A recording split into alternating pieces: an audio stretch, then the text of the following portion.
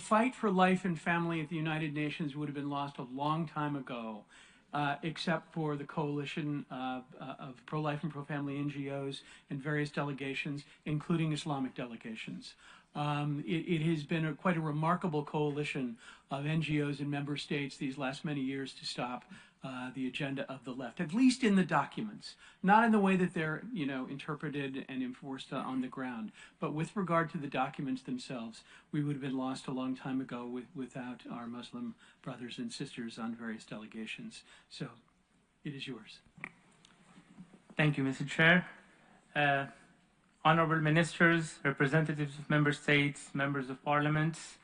distinguished experts and civil society guests, ladies and gentlemen, it's my honor and privilege to address this learned gathering on such a crucial topic of protecting the institution of family and the traditional family values. I sincerely thank the Political Network for Values for organizing this important summit and providing me with the opportunity to make a contribution to it.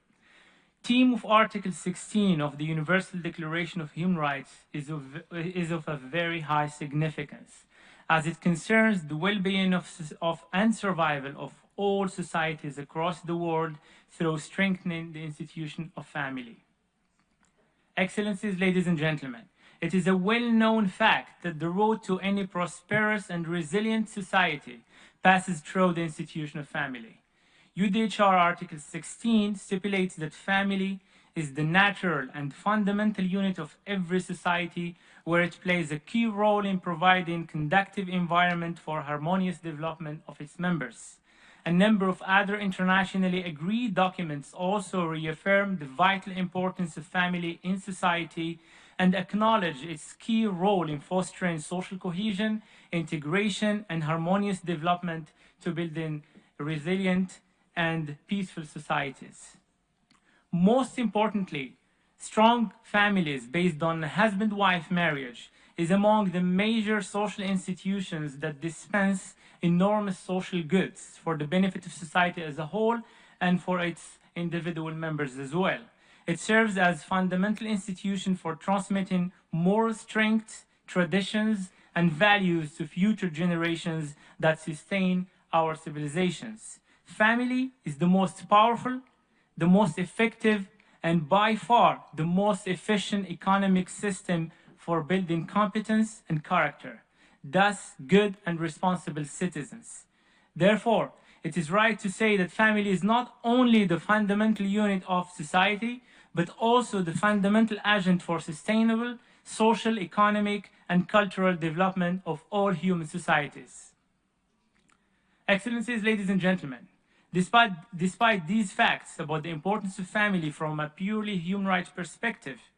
we have unfortunately witnessed a trend, like discussed in previous panels, over the past decades and even before, which attempts to mainstream some controversial notions into the UN and other multilateral fora in order to redefine the concept of family by introducing new definitions and clauses that are not supported by agreed universal human rights norms and standards.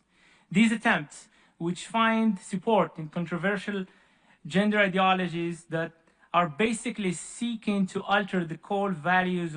of much of humanity in the name of human rights. However, these are not human rights, as we discussed before. They are actually human wrongs.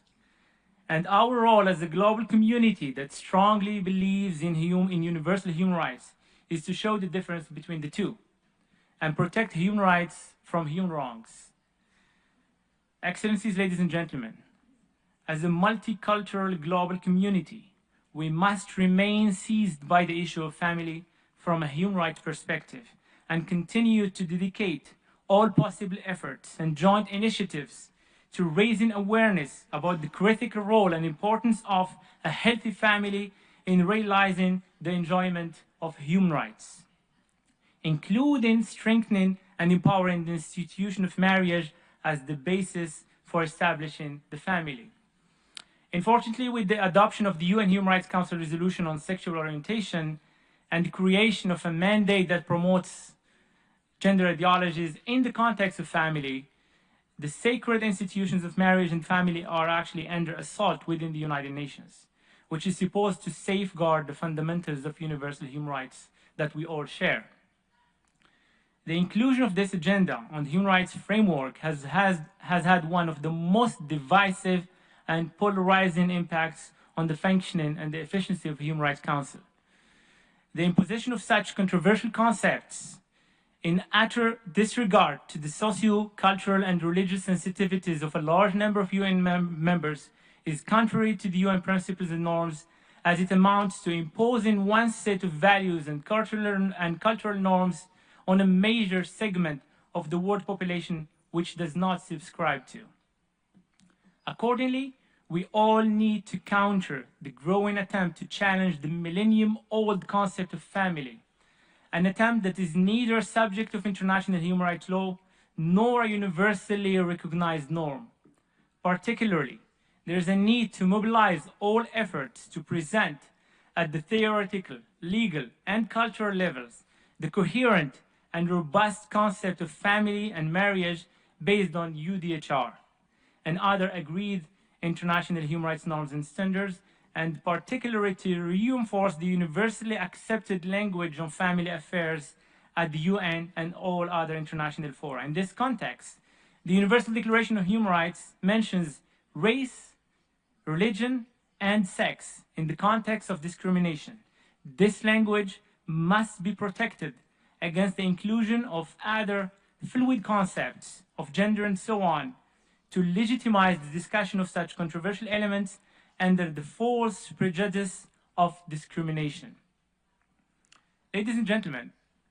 in addition to these fundamental challenges, the evolving demographic and technological paradigm shift has also posed serious challenges for the institution of family. The macro, societal, and economic transformations combined with the intensification of technology and the globalization have also influenced significantly the structure, pattern, and values of our contemporary societies. Consequently, it has generated factors that have caused weakening of the marriage and family institution, and this detrimental effect of these factors have begun to weigh heavily on demographics, health of individuals and children's futures, and society as a whole. In certain cases, these challenges relate to the social and economic development of particular societies, whereas in other cases, family unit is affected by natural and man-made disasters, including natural calamities, conflicts, and epidemics. Among the most vulnerable to such challenges are families that are headed by single parents, in particular women, the elderly, disabled, and the poor. Aggravating factors which relate to the social or political status, such as minorities, displaced, refugees, migrants, people under foreign occupation, or those caught in armed conflicts, also add to the miseries of each family member. Ladies and gentlemen, in accordance with international human rights law, states are under the obligation to provide the widest possible support and protection to the family for the growth and well-being of its members. Accordingly, there is an urgent responsibility on our states and our civil society actors as well to protect the institution of family from all these challenges. In this regard, I particularly urge all participants in this important summit to utilize their respective mandates and roles, particularly representatives of various local governments and parliaments, to expand collaboration among all relevant stakeholders within the national framework and beyond,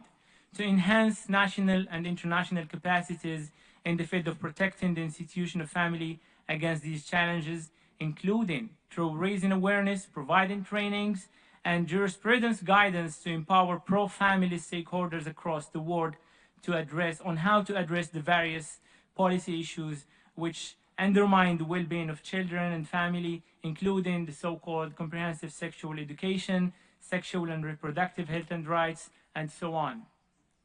In addition, I would like to highlight the vital role of the media, educational institutions, religious leaders, and faith-based actors, which all represent crucial stakeholders in the efforts to safeguard and promote the institution of family.